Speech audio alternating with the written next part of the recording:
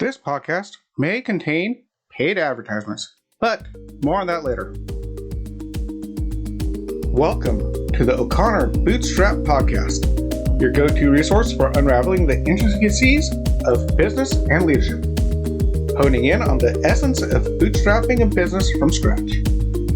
Whether you're a seasoned entrepreneur, a dedicated bootstrapper, or a leader navigating life's various challenges, this podcast is crafted just for you. I'm Isaiah O'Connor, your friendly neighborhood entrepreneur, and my mission is to guide you towards personal and professional growth. Let's embark on this journey together. Now, with new episodes dropping weekly, I want to welcome you to the Remastered series, your chance to catch up on the journey so far. Here's one from the archives I think you'll enjoy.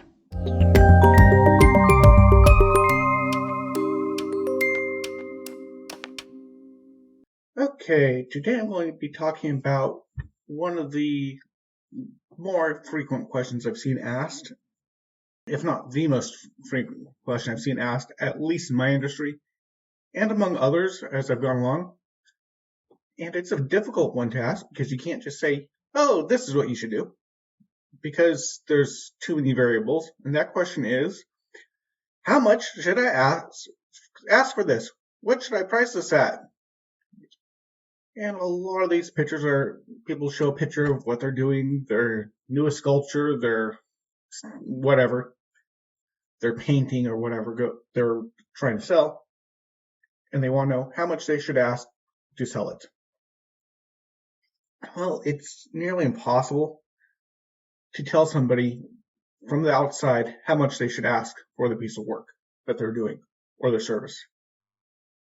Now, the thing to remember is when you're pricing, only you know everything you've put into it. You know how much time you've put into it. You know how much materials you put into it. You know your cost of doing business, your overhead costs, etc. So it's really hard to tell people, oh yeah, you should charge this.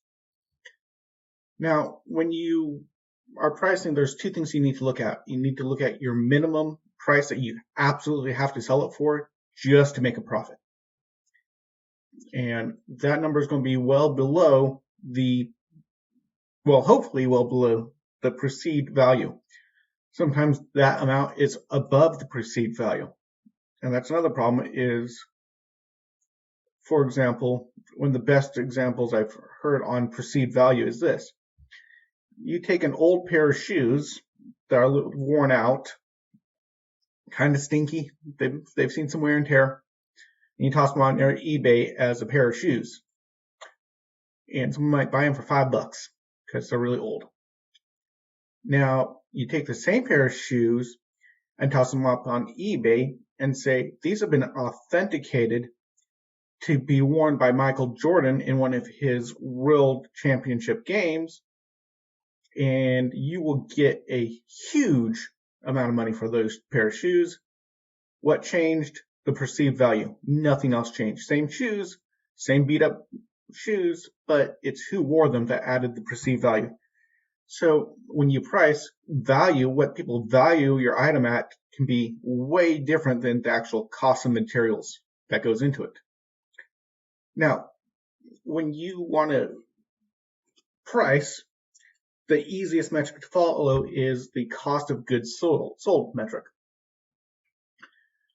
This is your very basic metric. It takes in your time, your labor, how much time it takes you to make it, and all the direct materials that you use for it. For example, again, just from the balloon world, if I make a balloon column and I know that I use 36 of one type of balloon and I use a pole in the middle that cost me $10 and I have one giant balloon on the top, I know that those prices for that, and I know that's my base cost for the materials. Then I know my labor. I know on average it takes me about 15 minutes to make one. That's when I start from scratch, put together everything, build it, clean up. 15 minutes. I take 15 minutes, figure out what my hourly cost should be, how much I would pay myself as a laborer, add that in, figure out 15 minutes of that, add that in, and that's my base price. That's how much labor and equipment I need in there, and I need to make that back just to break even. Now, I've seen a lot of people do that. They will charge exactly what they put into it. Or even worse, they won't even put labor in. They'll only charge just above or just exactly their cost.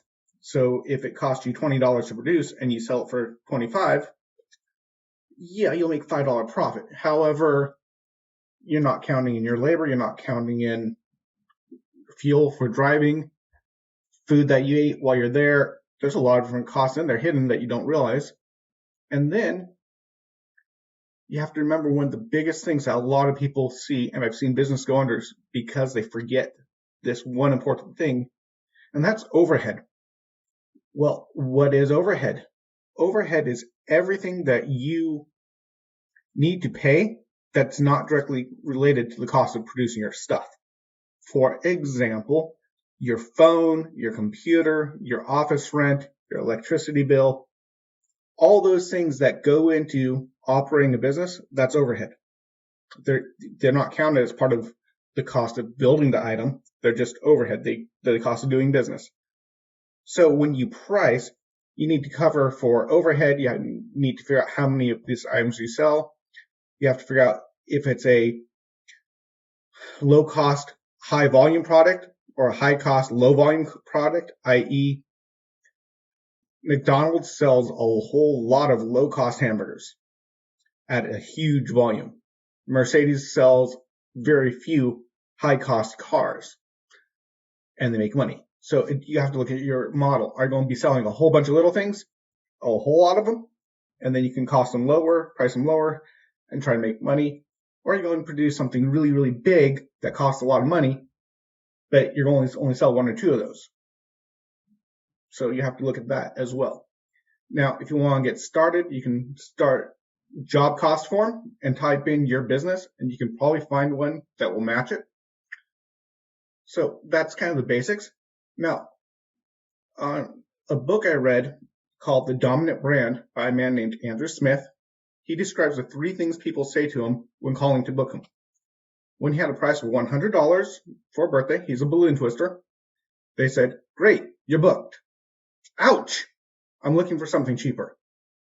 "Is that all? I expected a higher fee."